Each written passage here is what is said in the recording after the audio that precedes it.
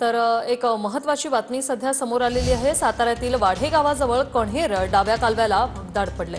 रात्री उशिरा कालव्याला भगदाड, लाखो लिटर पाणी यामुळे वाया गेले। वाढे पाटखळ गावातील शेतकऱ्यांच्या पिकांचं यामुळे मोठं नुकसान झालंय।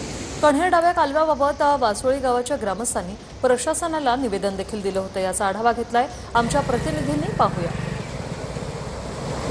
साताऱ्यातील वाडेगाव आणि पाटकळ गावच्या हद्दीमध्ये जो कण्हेर डावा कालवा गेलेला आहे, या डाव्या कालव्याला आज मध्यरात्रीच्या सुमारास मोठं भगदाड पडलेलं पाहायला मिळत आहे। आता सध्या जर पाहिलं तर लाखो लिटर पाणी जे आहे ते या कालव्यातून बाहेर शेतीमध्ये जाताना आपल्याला पाहायला मिळत आहे। आपण वारंवार याबाबतच्या सूचना ज्या आहेत ते या ठिकाणचं जवळच एक वासोळे गाव जे आहे या गावानं देखील निवेदनाद्वारे संबंधित प्रशासनाला दिलं होतं, मात्र प्रशासनाच्या अधिकाऱ्यांनी याकडे दुर्लक्ष केलेलं पाहायला मिळत आहे। प्रशासनातील जे जे अधिकारी याबाबत आहेत दोषी, यांच्यावर कारवाई होणार का हे पाहणं महत्त्वाचं ठरणार आहे।